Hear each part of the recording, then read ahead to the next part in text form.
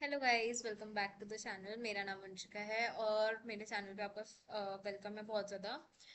तो आज इस वीडियो में हम देखेंगे एआई एथिक्स के बारे में, और इसमें हम यूनिट 3 देखेंगे। यूनिट 1 मैंने ऑलरेडी कवर कर रखी है, यूनिट 2 कवर करनी अभी रह रही है, बट जल्दी आ जाएगी वो वाली वीडियो भी हमारे मेरे चैनल पर।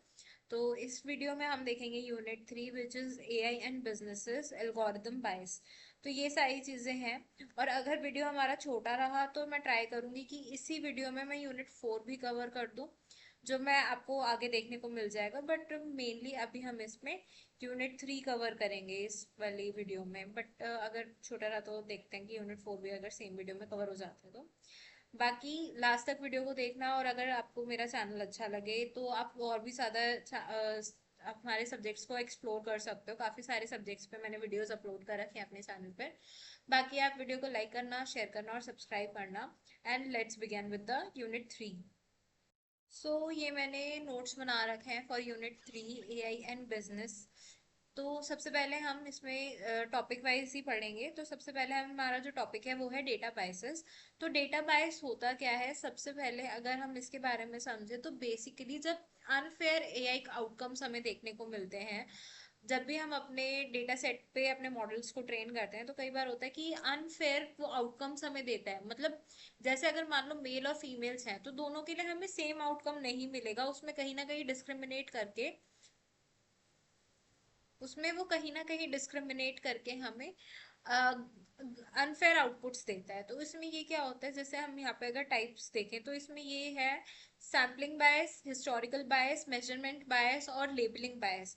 मतलब कि लेबल्स के बेसिस पे, कुछ इनकरेक्ट इंफॉर्मेशन कलेक्शन के बेसिस पे बायसिंग होती है। तो अब इसमें एक एग्जांपल हम लेके जाते हैं, जिसमें अगर हमें अपना हायरिंग करनी है फॉर एआई ट्रेनिंग, तो यहाँ पे मेल डोमिनेटेड ज़्यादा रहता है, जिसके बेसिस पे हमें डिस्क्रिमिनेशन बहुत ज़्यादा देखने को मिलता है, क्योंकि मेल कैंडिडेट्स को वो लोग ज़्यादा हायर कर रहे हैं as compare to the female candidates. Okay. तो इसका इम्पैक्ट क्या पड़ रहा है कि डिस्क्रिमिनेशन हो रहा है, loss of fairness, legal issues in businesses, ये सारी चीज़ें हमें देखने को मिलती हैं। नेक्स्ट टॉपिक है हमारा वर्ड अमेंडिंग्स, जिसमें हमें हम अमेंडिंग्स करते हैं ऑफ वर्ड्स। इसका क्या मतलब होता है कि जितना भी आपका वर्ड वाला डेटा है ना, या फिर आपका जितना भी टेक्सचुअल डेटा है, उसको हम वेक्टर रिप्रेजेंटेशन करते हैं, जिससे हमारी जो मशीन है उसके बिहाइंड का जितना भी सिमेंटिक्स है वो सारी चीज़ों को समझ पाए। तो इसके लिए हमारे पास कुछ टेक्निक्स रहती हैं। इसमें वर्ड टू वेक आता है, जिसमें आपके जितना भी वर्ड है ना उनको हम वेक्टर्स में कन्वर्ट करेंगे। या फिर ग्लोव का यूज हम करते हैं, ग्लोव होता है ग्लोबल हमारा वेक्टर्स को, जिसमें आप क्या कर सकते हो अपना वेक्टर्स में चीजों को चेंज कर सकते हैं। अब इसमें ना बेसिकली क्या होता है, जो हम ये वाला प्रोसेस हम यूज करते हैं, इसमें हम बेसिकली इंटरलिंक करते हैं सारी चीजों को। फॉर एग्जाम्पल, अगर जैसे हमें क्वीन के लिए कुछ बनाना है, अमेंडमेंट, मतलब अमेंडमेंट्स बनाने हैं, तो हम उसके लिए क्या करेंगे, जैसे किंग है, जो उसका मेल है, उसको हम कंपेयर करते हैं कि man plus women equals to women. मतलब इस टाइप से आप वेक्टराइज कर सकते हो और उन चीज़ों को मैचिंग के लिए काम में ले सकते हैं।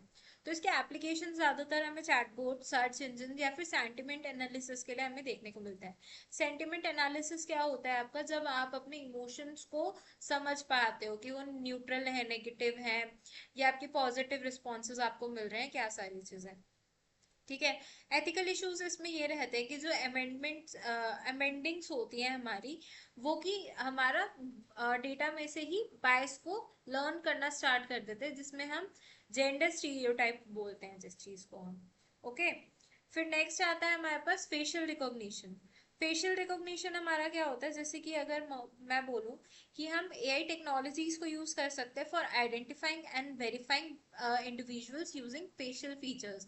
मतलब जो चीज़ें हमें ज़्यादातर अपने फ़ोन के कैमराज में ये सारी चीज़ें देखने के मिलती हैं, कि अगर आपका आप हो और आपका कोई फ्रेंड है, दोनों के फेशियल फीचर्स अलग अलग होंगे, तो एआई उसका यूज़ करेगा सो दैट कि हम टेक्नोलॉजी को समझ पाए, टेक्निकल टेक्नोलॉजी का यूज़ करके हम ये समझ पाए कि कौन सा इंसान क्या है, और उसके बेसिस पे फेस तब अनलॉक हो जाएगा।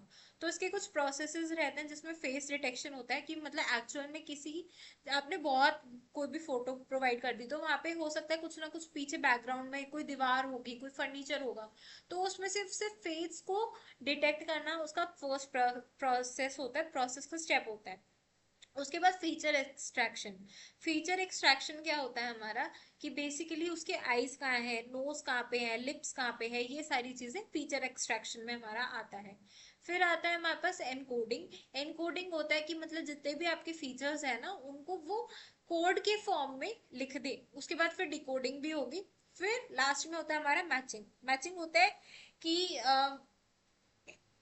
जैसे कि किसी के फीचर्स अलग अलग होंगे तो उसके बेसिस पे मैचिंग होगी कि ये इंडिविजुअल यही है या एक्स वाई जेड पर्सन ये है या नहीं है, तो हम मैचिंग करवाते हैं। उसके बाद सिस्टम में बैकएंड में जो काम चलता है सर, एप्लीकेशंस इसके सिक्योरिटी सिस्टम्स में रहते हैं, सर्विलेंस में रहते हैं, या फिर मोबाइल ऑथेंटिकेशन में हम यूज करते हैं। बट एथिकल इश्यूज इसमें ये आता है कि प्राइवेसी वॉयलेशन। फॉर एग्जांपल अगर हम कुछ सेंसर वाले जो कैमरास होते हैं, सीसीटीवी कैमरास होते हैं, उसमें फेस डिटेक्ट कर लेता है, चाहे आपको अपना फेस डिटेक्ट करवाना है या नहीं करवाना, बट वो ऑटोमेटिकली वो चीज होगी ही। फिर मिसयूज कई बार अथॉरिटी से हमें देखने को मिलता है, या फिर ये सारी मतलब ये सारी चीजें हमारा थोड़ा सा एथिकल डिसएडवांटेज में आती है। फिर आता है हमारे पास predicting algorithms. Predicting algorithms basically अगर हम डेफिनेशन से देखें, कुछ ऐसे एल्गोरिदम्स जो कि आपको फ्यूचर प्रिडिक्ट करने में हेल्प करते हैं यूजिंग योर पास्ट। जैसे आजकल हम कुछ एप्स देखते हैं जो कि आप बोलते हैं कि हम ना एस्ट्रोलॉजी के बेसिस पे आपके आप अपना डेट ऑफ बर्थ प्रोवाइड करो हमें, उसके बेसिस पे हम आपका फ्यूचर प्रिडिक्ट करेंगे। ठीक है, तो इसमें कुछ टाइप्स ऑफ जो एल्गोरिदम्स बैकएंड में काम करती हैं वो linear regression, logistic regression, decision trees, random forest और न्यूरल नेटवर्क्स, ये सारी चीजों का बैकएंड में यूज होता है। बिजनेस यूजर्स इसके ये रहते हैं कि सेल्स फॉरकास्टिंग, मतलब जितना भी स्टॉक्स वगैरह का है कि स्टॉक्स अप रेट बढ़ेंगे नहीं बढ़ेंगे, प्रॉपर्टी के रेट बढ़ेंगे नहीं बढ़ेंगे। क्रेडिट स्कोरिंग के लिए या फिर फ्रॉड डिटेक्शन के लिए हम इसको यूज करते हैं कि कोई भी अगर वेबसाइट है उस पर अगर मैं प्रोडक्शन एल्गोरिदम लगा रही हूँ, क्या वो चीज मेरा फ्रॉड होगा या नहीं होगा, तो उसके बेसिस पे वो यूज करता है। एथिकल इश्यूज इसमें ये आते हैं कि बायसिंग इन प्रिडिक्शंस, मतलब अगर आप मेल हो फीमेल हो, based on your gender, based on your race, based on your like religion, उसके बेसिस पे वो कई बार बायस कर सकता है, तो ये एथिकल इश्यूज रहते हैं। लैक ऑफ ट्रांसपेरेंसी, क्योंकि अगर आप इन चीजों को क्या बोलते हैं, अगर आप सारा अपना इन्फॉर्मेशन प्रोवाइड कर दोगे उस चीज को, जैसे अगर मैंने एक्स्ट्रा टॉक ऐप का एक एग्जांपल दिया था, तो वहां पे हमें सारा इन्फॉर्मेशन अपना देना होता है, तो उसमें लैक ऑफ ट्रांसपेरेंसी हमारा रहता है। फिर हमारा ओवर रिलायंस रहता है कि मतलब आप उस चीज पे बहुत ज्यादा रिलाई करने लग जाते हैं कि भाई फिर आप हार्ड वर्क कर ही नहीं रहे हो, फिर ये रहता है कि अच्छा प्रिडिक्ट करवा लो हर चीज को, तो ये थोड़ा सा प्रॉब्लम होता है। नेक्स्ट है हमारे पास डिसइंफॉर्मेशन। डिसइंफॉर्मेशन होता है कि कुछ ऐसा फॉल्स इन्फॉर्मेशन जो कि इंटेंशनली हमें स्प्रेड करा जाता है सो दैट कि मिसलीड करने के लिए लोगों को। फॉर एग्जाम्पल जैसे कि अगर हम देखें कुछ कहीं पे भी ऐसी न्यूज फैला दी कि यहाँ पे तो बॉम्ब ब्लास्ट होने वाला है, ठीक है, उस वजह से भगदड़ मच जाएगी। वो कुछ चीजें इंटेंशनली करी जाती हैं जिससे मतलब किसी और का बेनिफिट हो उस चीज से। ठीक है, फिर नेक्स्ट रहता है हमारे पास डीप फेक्स। डीप फेक्स में मतलब ये होता है कि ना जैसे कि अगर आप किसी की वीडियोस मॉर्फ करके बना दो, ये सारी चीजें, फेक न्यूज जनरेशन या फिर बॉट एम्पलीफिकेशन, ये सारी चीजें हमें देखने को मिलती हैं। अब इसका इम्पैक्ट क्या होता है, एक तो इलेक्शन मैनिपुलेशन, पब्लिक कंफ्यूजन, क्योंकि पब्लिक सारा मतलब बहुत ज्यादा भगदड़ मच जाएगी, लोगों में कंफ्यूजन पैदा हो जाएगी, वो सारी चीजें। फिर ब्रांड डैमेज, मतलब मान लो फॉर एग्जांपल मैं ऐसे बोल दूं कि एक्स वाई जेड कोई भी कंपनी है, उन्होंने अपने ड्रिंक्स में बहुत ज्यादा अमाउंट ऑफ शुगर मिला रखा है या कुछ ऐसे केमिकल्स मिला रखे हैं जो हमारी हेल्थ पे बहुत ज्यादा इफेक्ट कर सकते हैं, जबकि ऐसा कुछ है ही नहीं।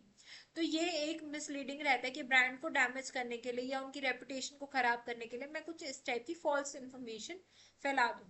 अब इसका सॉल्यूशन क्या रहता है कि आप एक तो फैक्ट चेकिंग पर रहो, मतलब सिर्फ कोई अगर बोल रहा है तो उस पर रिलाई मत करो कि अगर एक्स वाई जेड पर्सन ने बोल दिया तो हम उसी पे रिलाई रहेंगे, आप फैक्ट चेकिंग करो। एआई डिटेक्शन सिस्टम्स हम बना सकते हैं, प्लस रेगुलेशंस कर सकते हैं। फिर नेक्स्ट टॉपिक है हमारे पास ओवरफिटिंग। ओवरफिटिंग क्या होता है? ओवरफिटिंग एक काइंड ऑफ हमारा प्रॉब्लम होती है जो कि अकर होती है। जैसे कि अगर मान लो एक दो चीजें होती हैं, अंडर फिटिंग और ओवर फिटिंग। ये बेसिकली उस टाइम पे काम पे आती है जब हम अपने डेटा को यूज करते हैं ट्रेन करने के लिए किसी भी मॉडल को। ठीक है, तो क्या होता है, अंडर फिटिंग ऐसे ऐसी सिचुएशन होती है कि ट्रेनिंग और टेस्टिंग दोनों के टाइम पे आपका डेटा ठीक से काम नहीं कर रहा। जबकि ओवर फिटिंग होता है कि आपका जो डेटा है ना, वो ट्रेनिंग के टाइम पे तो बहुत अच्छे से लर्न कर रहा है सारा मॉडल हमारा, बट वो फेल कर जा रहा है जब हम उसको टेस्ट कर रहे हैं किसी नए डेटा पर। तो इसकी कैरेक्टरिस्टिक्स क्या रहती है कि एक हाई ट्रेनिंग एक्यूरेसी हमारे पास रहती है और लो टेस्टिंग एक्यूरेसी रहती है। मतलब ट्रेनिंग के टाइम पे तो बहुत अच्छा एक्यूरेटली वो काम कर रहा है, हमें अच्छा सा स्कोर भी मिल रहा है एक्यूरेसी का, बट टेस्टिंग के टाइम पे सारी चीज़ें लो हो जाती हैं। अब इसके कॉजेज क्या रहते हैं? या तो आप अपना स्मॉल डेटा सेट यूज कर रहे हो और कॉम्प्लेक्स मॉडल बना रहे हो। फिर हमारे पास रहते हैं नॉइस। नॉइस का मतलब हमेशा सिर्फ शोर नहीं होता। इस केस में नॉइस का मतलब होता है कि आपने मिसलीडिंग डेटा प्रोवाइड कर दिया है, तो मॉडल हमारा ठीक से लर्न नहीं कर पा रहा है। अब इसका हम प्रिवेंशन कैसे कर सकते हैं? एक तो क्रॉस वैलिडेट करके चीज़ों को, रेगुलराइजेशन करके, और स्मॉल डेटा वाली जो प्रॉब्लम थी उसमें हम अपना ज़्यादा डेटा इस बार ही प्रोवाइड कर देते हैं। ठीक है, नेक्स्ट है हमारे पास कॉजेशन एंड कोरिलेशन। सबसे पहले कोरिलेशन क्या होता है? एक जो मतलब किसी भी दो चीजों में जब हम कोरिलेशन फाइंड करते हैं कि वो कैसे आपस में कोरिलेटेड हैं, तो इसमें वेरिएबल्स रिलेटेड हम देखते हैं और इसका कोई ऐसा कॉज इफेक्ट नहीं होता। और कॉजेशन एक ऐसी चीज होती है जो कि एक वेरिएबल दूसरे को कॉज कर रहा है, मतलब एक वेरिएबल कॉज कर रहा है दूसरे को। फॉर एग्जाम्पल, इसका क्या एग्जाम्पल है? जो आइसक्रीम स्केल्स हैं वो बढ़ जा रही है, एंड ड्रोनिंग, ये दोनों चीजें बढ़ जा रही है, तो ये कोरिलेशन है, कॉजेशन नहीं है, ये दोनों अलग चीजें हैं। ठीक है, अब इसमें क्या है, जैसे इसका इम्पोर्टेंस ये है कि AI often detects correlation not causation, और इसमें रॉन्ग डिसीजंस पॉसिबल रहते हैं। अब देखो, कॉजेशन का एक एग्जांपल देती हूँ। फॉर एग्जांपल, अभी रिसेंटली हमने देखा कि ना एलपीजी के रेट बहुत ज़्यादा बढ़ गए थे। तो जैसे जो जंक फूड वाले स्टॉल्स होते हैं उस पे भी हमने कुछ ग्रेजुअल इंक्रीज देखने को मिला, लाइक 10 और 20 रुपीज़ की इंक्रीज कर दिया उन्होंने अपने पर मील पर। ये चीज़ें मेनली एनसीआर में ज़्यादा देखने को मिली, और मे बी और जगहों पर भी ज़्यादा देखने को मिली होगी कि एलपीजी के क्राइसिस के कारण उनके रेट बढ़े, तो उसके कॉज में क्या हुआ, दूसरी चीज के भी रेट बढ़ गए। मतलब जैसे उनके खाने वगैरह के जो इस चीज में भी मटेरियल के रेट बढ़ गए सारी चीज के, सो दैट कि वो एलपीजी का भी अपना खर्चा निकाल सके। फेयरनेस इन फेशियल रिकॉग्निशन, इसकी डेफिनेशन हम देखते हैं कि लाइक जैसे इंश्योर क्या करे कि ना जो फेशियल रिकॉग्निशन है वो हर ग्रुप के लिए इक्वली काम करे। अब इसमें इश्यूज क्या रहते हैं कि बाइसिंग इन ट्रेनिंग डेटा और हाई एरर्स इन माइनॉरिटीज। तो एरर रेट्स बहुत ज़्यादा माइनॉरिटीज़ पे देखे जाने को मिल रहे हैं। तो इसमें हम क्या कर सकते हैं? इसके सॉल्यूशंस में डाइवर्स डेटा सेट्स, बायस टेस्टिंग, रेगुलेशन, ये सारी चीज़ें हम फॉलो कर सकते हैं, सो दैट कि फेशियल रिकॉग्निशन हमारा बायस ना हो, प्रॉपरली हर चीज़ को फॉलो करा जाए, और सारी चीज़ें। नेक्स्ट टॉपिक है हमारे पास नेचुरल लैंग्वेज प्रोसेसिंग। इसकी अगर हम डिफाइन देखें तो इसमें डेफिनेशन में सबसे पहले है, ये एक एआई फील्ड होता है जो कि हमारा मशीन को हेल्प करता है जिससे वो ह्यूमन लैंग्वेज को अंडरस्टैंड कर पाए। फॉर एग्जाम्पल, अगर मान लो जैसे हमारी मशीन है, कोई भी रैंडम XYZ मशीन है, मेरे को चैट जीपीटी से कुछ पूछना है इन माय मदर टंग। ठीक है, मेरी कॉमन लैंग्वेज में, जैसे मैं हिंदी में अगर बात कर रही हूँ या इंग्लिश में अगर मैं बात कर रही हूँ, तो मुझे उसी लैंग्वेज में मशीन से कुछ पूछना है। तो हमारा जो एनएलपी है, नेचुरल लैंग्वेज प्रोसेसिंग है, वो क्या करेगा? वो हमारा जो नेचुरल लैंग्वेज है उसको बाइनरी में कन्वर्ट करके मशीन को समझाएगा, और जो मशीन हमें कोड दे रहा है वो भी हमारा बाइनरी में रहेगा, और उसके बाद वो कन्वर्ट होके इन ह्यूमन लैंग्वेज, वो कन्वर्ट होके चीज हमें समझाई जाएगी। ठीक है, अब इसके क्या स्टेप्स रहते हैं? सबसे पहले इसका रहता है टोकेनाइजेशन। टोकेनाइजेशन क्या होता है कि अगर आपके पास बहुत बड़ा सेंटेंस है, for example my name is Vanshika, तो इसमें चार मैंने वर्ड्स बोले, माई नेम इज वंशिका, तो उस चीज को वो क्या करेगा, अलग अलग टोकन्स में डिवाइड कर देगा। टोकन्स कितने बनेंगे इसमें, 4 बनेंगे, क्योंकि उसमें वर्ड्स ही 4 हैं। और अगर हम और ज्यादा डेप्थ में जाएं तो टोकन्स और भी ज्यादा फर्दर डिवाइड हो जाते हैं। जैसे माई में 2 लेटर्स का हमने यूज करा है, एम एंड वाई, तो उसको भी फर्दर वो टोकनाइज कर देगा। ठीक है। फिर आता है हमारे पास प्री प्रोसेसिंग, मतलब जितने भी टोकन्स बने हैं उनको प्री प्रोसेस करेगा, उसमें से फीचर एक्सट्रैक्शन होगा और फिर हमारा मॉडल प्रिडिक्शन में ये काम में आएगा। अब इसके एप्लीकेशन हमें कहाँ देखने को मिलते हैं, चैटबॉट्स में, ट्रांसलेशन में, सेंटिमेंट एनालिसिस में। सेंटिमेंट एनालिसिस मीन्स वो प्रिडिक्ट करेगा कि आपके जो भी सेंटिमेंट्स हैं वो पॉजिटिव थे, नेगेटिव थे, या किसी भी चीज को लेके न्यूट्रल थे। ओके।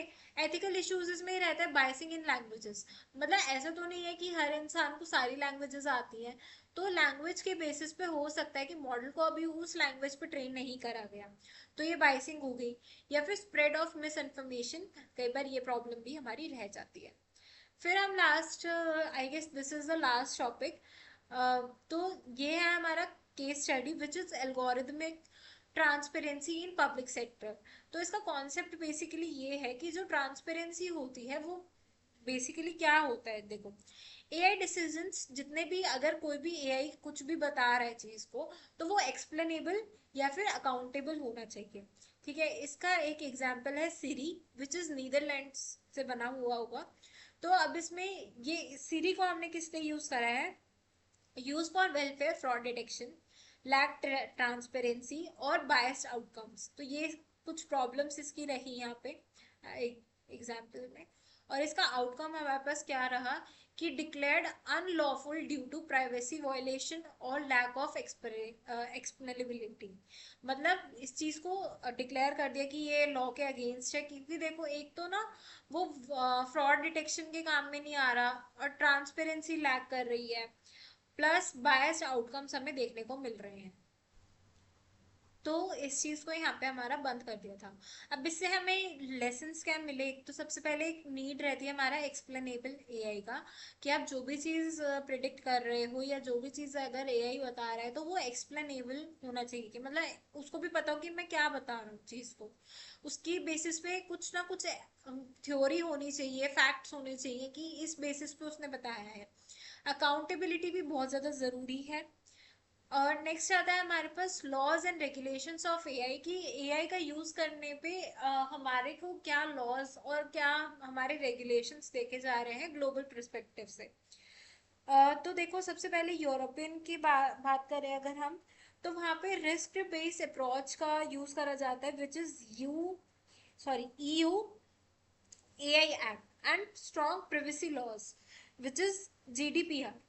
तो ये क्या होता है, देखो जैसे कि ना यूरोपियन कंट्रीज में ज्यादातर जितना भी रिस्क अगर किसी चीज पर है, किसी चीज पे एआई का कुछ ऐसा है कि ये हमारे फर्दर हम वॉयलेशन कर सकता है, तो उस चीज को बैन कर दिया जाता है वहाँ पे, या फिर बहुत ज्यादा स्ट्रिक्ट वहाँ पे प्राइवेसी रूल्स हैं कि मतलब किसी की भी इंफॉर्मेशन कहीं पे भी लीक ना हो जाए।